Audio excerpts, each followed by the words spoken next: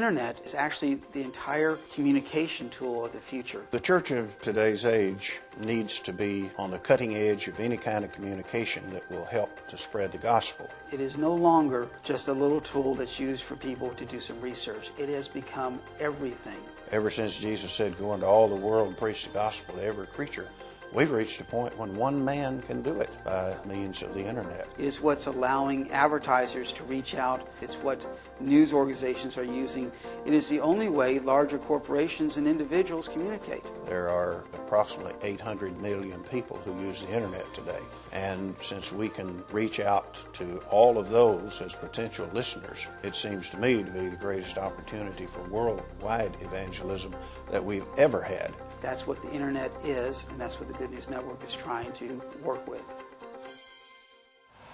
We like to believe that Good News Network started in the mind of God rather than with any of us. In the winter of 1998, I found myself struggling with trying to find a way that I could take the information that I had learned, the truths that I had found, and try to spread that to my contemporaries. And he'd say things like, there are millions of me out there. We're looking for the truth, but we don't know where to look. I went to people like Charles Hodge and Willie Hamlin and other people to try to learn how I could best affect things. My first answer to him always was, we need more preachers. Willie has a great reputation and a considerable amount of experience in preaching the gospel. He tried speaking publicly a couple of times, and later he told me, I realized that I was talking about 40 people who possibly knew the gospel better already than I might ever learn it, and that wasn't the key. And the Lord has blessed myself with the talent to be able to use technology. He said, how would you feel about speaking to up to 175 million people around the clock, around the world, 365 days a year, 24 hours a day? And he wrote back and said, I can build a radio television station that'll broadcast on the internet worldwide incessantly. I believe we actually started broadcasting in June of '99, and since then the Lord has blessed us, and it's continued to grow since then. It was our dream when we set up the Good News Network that it would provide information to the world about the gospel. It was the purpose that we set out for it to have, was to be a point of reference for not only those who are currently in the church, but those who are seeking more information. We want to hold up Jesus so that people can know who he is. We remember that he said, if I be lifted up, I'll draw all men unto me. And so we see that as our first objective, is just to tell people about him. The second objective is to try to help people who already are people of faith to grow and to mature and become more like Jesus. We really don't know how wide-reaching this is, but we don't think that's our purpose. That's not what we're here to do. We're here to get this information out to the world, and the Lord will do the rest. Good News Network started in a small garage and has grown to the point that today, through the blessings of the Lord, we operate out of space provided by the Walnut Hill Church of Christ in Dallas, Texas.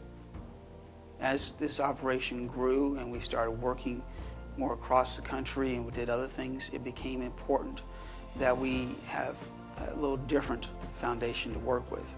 So we're currently part of the Life of America Foundation. The foundation was actually born in 1960, created by a group of 30 faithful businessmen, members of the Churches of Christ in Dallas. And the members of the executive board of that group are almost all people who have served as elders in the church or currently are serving as elders in the church. We have a charter specifically identifies that every member of that board must be a faithful member of the Church of Christ. We still very much hold to the principles of the Church of Christ and the New Testament church and how we operate and what we do. Another one of the important principles was to make sure that congregations across the world be able to use this tool. So the way that it works is through a simple phone line in a little box connected to a sound system at the church. You dial a number from that church to Dallas, and they're live on the internet. There was a small rural church, and there is not now, nor has there ever been a phone line run to it. But from that little building, it happened to be close enough to an interstate that I had a signal from my cell phone.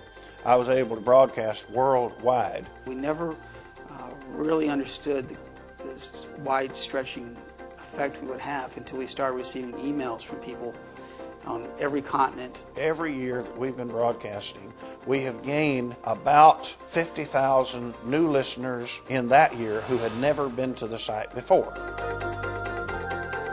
We've got people in South America who take the written material that we have available and translate it and pass it around in those communities. One of the emails that came a couple of years ago was from a woman in Berlin, Germany, saying, "How do I find a congregation of the Church of Christ in my city?" We have a radio station in Australia that takes this and can reach across the whole northern part of the continent. Another radio station from Russia has very recently contacted us saying, "Would you like to broadcast on our station?" We are finding that more and more people in the mission field are using the network to be a point for them to get strength in what they're trying to do. An Army officer who was serving the country and could not be with his family that night listened on Good News Network while his son baptized his daughter. There are 800 million people who may be touched by Jesus if we keep on doing what we're doing. And so when we sit back and we realize how far-stretching this has actually become, it's really it's humbling. People help us in lots of ways.